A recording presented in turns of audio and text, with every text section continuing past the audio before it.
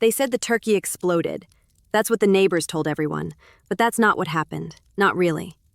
I set that fire, not on purpose, but I did it anyway, because I was trying so hard to prove I could do Thanksgiving alone that I almost burned down my house with my kids inside. If you've ever felt like you had to prove you were enough, if you've ever pushed yourself too hard trying to show someone they were wrong about you, you'll understand this story. If it touches your heart, let me know in the comments. And if you want to hear more stories like this, subscribe, because this one, it changed everything for me. But the real fire? That started 6 months ago, the day David left. My name is Sarah Parker. I have 2 kids. Emma is 12, Noah is 9. This was our first Thanksgiving since the divorce. I need you to understand something right from the start. I wasn't always like this. Desperate, trying too hard. But when your husband leaves you for someone younger, someone thinner, someone who doesn't have stretch marks and doesn't forget to put on makeup most days, you start questioning everything. David left 6 months ago. Everyone kept saying, "You're doing so well, you're so strong." But I didn't feel strong. I felt like I was pretending. Like at any moment someone was going to see through it and realize I had no idea what I was doing. The house was smaller now. Budget was tighter. Everything was less. Except my need to prove I could handle it. So when Thanksgiving came around, our first one without David, I made a plan. Actually, that's not quite right. I made lists, color-coded spreadsheets, a timeline broken down by 15-minute increments. Emma found it on the counter one morning. "Mom, this is a lot." "It's organized," I said. She looked at me with those eyes that are too wise for 12. "Mom, it's Thanksgiving, not a military operation." But that's exactly what it needed to be, a military operation. Because if I could pull off one perfect Thanksgiving, just one, then maybe I could prove to David, to his new girlfriend, to everyone who'd been giving me those pitying looks at the grocery store, maybe I could prove I was fine, that I didn't need him. The plan was simple. Turkey by 4 p.m., sides ready by 5, dinner at 6. Kids happy, house clean, everything perfect. David was supposed to pick up the kids at 7, after dinner. I'd pictured it, you know? He'd show up and smell the turkey, see the table set beautifully, see the kids laughing and full and happy, see me handling it all. And he'd realize he'd made a mistake. God, I sound pathetic saying it out loud. Anyway, that was the plan. Thanksgiving morning started at 6 a.m. I had the pie in the oven by 6:30, sweet potato casserole assembled by 7, green beans prepped by 8. Everything was going according to schedule. Then, at 9:47 a.m., I remember the exact time because I was looking at my timeline. My phone buzzed. Text from David. "Hey, I know we said 7, but I'm thinking I'll pick up the kids around 5 instead. Probably better that way." I read it 3 times. Probably better that way. Not, is that okay? Not, would that work for you? Just, probably better. Like he'd already decided I couldn't handle a full Thanksgiving with them. 10 minutes later, my phone rang. Jessica, my best friend. "Happy Thanksgiving!" Her voice was already warm and loose. I tried to sound normal. "Hey, Jess. How's it going?" "Good. Pie's done. Sides are ready. You sound weird. What happened?" I looked at David's text again. David wants to pick up the kids at 5 instead of 7. Silence. Then, "Are you kidding me?" He said it's probably better that way. "Sarah, listen to me. That man had caterers do Thanksgiving for 15 years. He wouldn't know a turkey if it bit him. And now he thinks you can't handle one dinner? Don't let him win." I looked at the 14-pound turkey sitting on my counter, still slightly frozen in the middle. "You're right," I said. "I can do this." Damn right you can. After we hung up, I stared at David's text for another minute. Then I deleted it. Around 10:30, I heard giggling from the living room. Emma and Noah were huddled over Emma's phone. "What are you watching?" I called out. "Thanksgiving fails," Emma said. I walked to the doorway. On her phone, a backyard turkey fryer erupted in flames. A man ran away screaming. The kids burst out laughing. "Boom!" Noah yelled, rewinding it. A second video started, another fryer, another explosion. I watched them watching it. Noah's face lit up every time the fire appeared. "They're funny," Emma said. "They're disasters," I said. "That's why they're funny," Noah said, like I was missing something obvious. I shook my head and went back to the kitchen. I opened up the instructions for the turkey fryer. Watched one YouTube tutorial. I was going to make this perfect. By 2 p.m., I had the fryer set up in the driveway. The oil was heating up, the turkey was mostly thawed, but looking at it now, I could see ice still in the cavity. I should have waited another day, but I didn't have another day. David was coming at 5. I needed this turkey done by 4. I checked the oil temperature. 350 degrees. Perfect. I positioned the turkey over the fryer, took a breath. "You got this," I whispered to myself. "David's wrong." I started lowering the turkey into the oil. Slow. Careful. The turkey touched the oil. Started descending. Everything was fine. Then it wasn't. The sound came first. Not a boom, not an explosion, more like a violent hissing. Like the oil was angry. Then the oil started bubbling. Fast. Too fast. I tried to lift the turkey back out, but the lowering rod was stuck. The turkey was halfway in, and the oil erupted. A wall of fire shot straight up, 10 feet, maybe more. I couldn't tell because I was stumbling backward trying to get away from it. I dropped the rod. The turkey fell the rest of the way into the fryer. The flames roared higher. Inside the house, I heard Noah yell, "Boom!" at his phone. Outside, I was living it. "Emma, Noah, get outside now!" The flames were spreading. Across the driveway. The oil had splashed when the turkey dropped, and now there were little fires everywhere. The garage door was open. I'd left it open to get the fryer out. The flames were reaching toward it. Emma and Noah came running out. They saw the fire and stopped. "Mom!" Emma screamed. "Get away from it! I'm trying!" But I couldn't. The fryer was right there, still burning. The garage was right there. If the fire reached it... I ran toward the garage, grabbed the fire extinguisher from the wall, ran back, aimed it at the flames, pulled the trigger. The extinguisher sprayed, white foam everywhere. But oil fires don't care about fire extinguishers.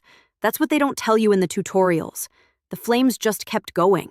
The foam made it worse somehow, spread the burning oil around. "Mom, stop!" Emma was crying now. "You're making it worse!" A neighbor came running over, Mr. Chen from 2 doors down. "I called 911. Fire department's coming. Get away from it." But I couldn't. This was my fire, my disaster. I had to fix it. Another neighbor appeared with a garden hose, started spraying. That made it even worse. Water on an oil fire just spreads the flames. The garage siding started melting. Black smoke poured up into the sky. Emma grabbed my arm. "Mom, please, just stop." I looked at her, tears streaming down her face. Noah was holding her other hand, his eyes wide. I dropped the fire extinguisher. We stood there, watching everything I'd planned burn in front of me. Noah looked at Emma. It was just like the video. Emma nodded, but she wasn't laughing anymore. When the sirens came, I was sitting on the curb, face in my hands. Emma sat next to me, put her arm around my shoulders. Noah stood there holding the oven mitts. He'd grabbed them on the way out of the house, like he'd thought he could help. The firefighters moved fast, got the foam on the fire, knocked it down. Professional. Calm. Another turkey fryer. Another Thanksgiving disaster. I couldn't stop crying. I ruined it, I said. I ruined everything. Emma squeezed my shoulder. Mom, you didn't ruin anything. Your dad was right. The words came out before I could stop them. I can't handle this. I can't even cook a turkey without burning down the garage. Dad's an idiot, Emma said flatly. I looked at her, surprised. He is, she continued. He thinks you need help with everything, but you don't. You just had a bad turkey. A really bad turkey, Noah added, then quieter. But we don't care about the turkey. My eyes filled with fresh tears.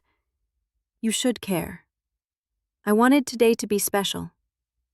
It is special, Emma said. We're here. We're safe. That's what matters. David's text flashed in my mind. Probably better that way. That's when I heard tires on the driveway. A car. I looked up, expecting David. Expecting him to see the fire trucks and shake his head. But it wasn't David. It was a pizza delivery car. The driver got out, looking confused. Fire trucks. Smoke. A woman crying on the curb with 2 kids. Did someone order 2 large pizzas? Emma raised her hand. I did. I used Mom's phone while the firefighters were putting out the fire. I stared at my daughter. You ordered pizza? Yeah, she shrugged. We still have to eat, right? Noah's face lit up. Can we eat it out here? I looked at the smoke, at the destroyed fryer, at my kids standing there waiting for my answer, and something in me just broke. Or maybe it was the opposite.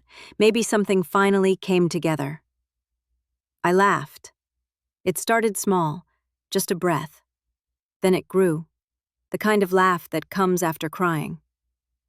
Yeah, I said. Yeah, we can eat it out here. The firefighters were packing up when we sat down on the curb with the pizza boxes. One of them came over, kind eyes, asked if we were okay. Emma answered before I could. We're having Thanksgiving dinner. He looked at the pizza, at us sitting on the curb, at the smoke-damaged garage behind us. That's a good plan, he said. Noah held up a slice. Want some? The firefighter smiled. I appreciate that, but we've got to head back. You stay safe, okay? He turned to me. You did good today, ma'am. I looked at the garage. I almost burned down my house. No, he said. You kept your kids safe. You asked for help when you needed it, and you're sitting here together. That's doing good. Can I tell you something I've learned in this job? He asked. I nodded. The people who have perfect Thanksgivings, they're the ones with caterers and money and nothing to prove. The people who have real Thanksgivings, they're the ones sitting on curbs eating pizza after the fire trucks leave. Because they're together. And that's what matters. He stood up, tipped his helmet. Happy Thanksgiving. As the fire trucks drove away, Emma showed Noah the picture she'd taken of the fire. We're definitely putting this in our own Thanksgiving fail compilation, she said. Noah grinned. This is way better than the video ones. We were in it. I shook my head, but I was smiling. My phone buzzed. David. On my way to pick up the kids, running a few minutes late. I looked at the time. 4:47 p.m. He wasn't late. He was early. Just like he'd texted. Emma must have seen my face. Is that Dad? Yeah, he's on his way. She looked at Noah. They had some kind of silent sibling conversation. Mom, Emma said carefully, can we not go? I blinked. What? To Dad's. Can we stay here? With you? But he's expecting you, and dinner here is... I gestured at the pizza boxes. It's perfect, Emma said. It's pizza, I said. Exactly, Noah said, mouth full. It's the best. Emma put her hand on my arm. Mom, this is the best Thanksgiving we've ever had. I looked at her like she'd lost her mind. Emma, I almost burned down the house. I know, She was smiling. But that's not why it's the best. Then why? She looked at Noah. He nodded. Because, Emma said slowly, last year Dad had everything catered. The table was perfect. The food was perfect. Everything looked like a magazine. And you know what I remember about it? I shook my head. Nothing, she said. It was boring, just nice and boring and forgettable. We sat at a table that looked pretty, we ate food that tasted fine, Dad checked his phone 17 times, Brittany kept taking pictures for Instagram, and at the end of the night, when Dad asked if we had fun, I said yes because that's what you're supposed to say. But I didn't mean it. She paused, looked at the destroyed fryer. This year, she continued, we're going to remember forever. The turkey explosion, you trying to fight the fire, Mr. Chen running over, the fire trucks, the pizza on the curb. This is a story, Mom. This is something we'll talk about for the rest of our lives. Noah jumped in. At Dad's house, everything is always smooth, like nothing ever goes wrong because he pays people to make sure nothing goes wrong. But that's boring. This, he gestured at the chaos around us. This is real, and it's just us, Emma added. Her voice got quieter. No caterers making small talk. No Brittany asking us to call her friend instead of Dad's girlfriend. No perfect table where we have to use the right fork. Just us. Together. After we survived something crazy. That's what family is supposed to be. My throat felt tight. You're sure? Emma nodded. I've never been more sure of anything. Okay, I said. Okay. You can stay. Emma's face lit up. Really? Really. She threw her arms around me. Noah joined in. You have to text Dad, though, Emma said. I pulled out my phone, started typing. Tell him we want to stay overnight, Emma said. Tomorrow for pickup. I texted David. Kids want to stay here for dinner. They're having fun. Tomorrow for pickup instead? His response came fast. Are you sure you can handle them overnight? I stared at his text. That dismissive tone. Emma was reading over my shoulder. What did he say? I showed her the text. She made a face. He really thinks you can't handle us overnight? Tell him yes, because you can. I looked at my daughter, at Noah still eating pizza with smoke-stained fingers, at the garage with its melted siding. And you know what? She was right. I could handle it. I typed back, yes, I can handle it. Emma grinned. Good. His response was just, okay. Not, have fun, not, love you guys, not, glad you're okay, just, okay. Emma saw it. He's such a... Emma, I warned. I was going to say such a minimalist texter, she said innocently. Noah snorted. No, you weren't. No, I wasn't, she admitted. We all laughed. Noah raised his pizza slice. To the best Thanksgiving ever. Emma clinked her slice against his.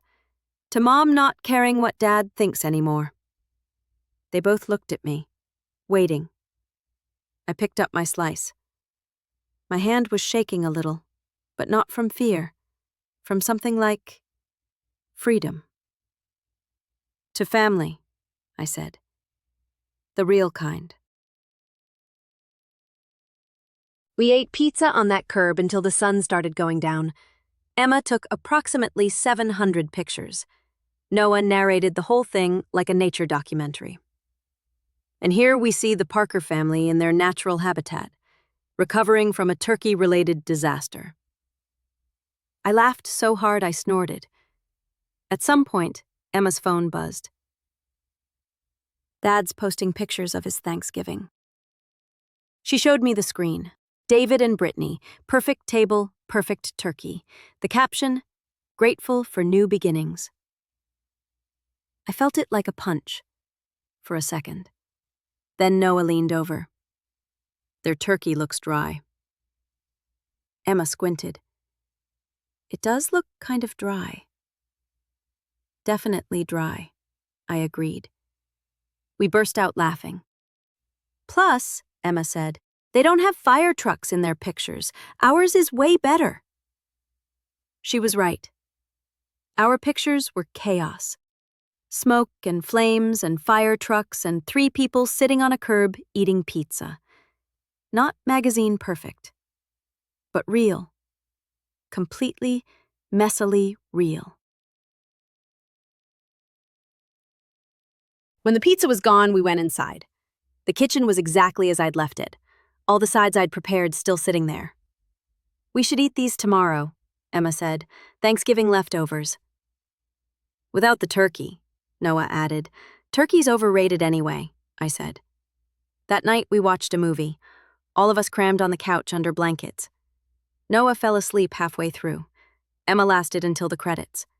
I stayed awake, looking at them, my kids, safe, here, with me.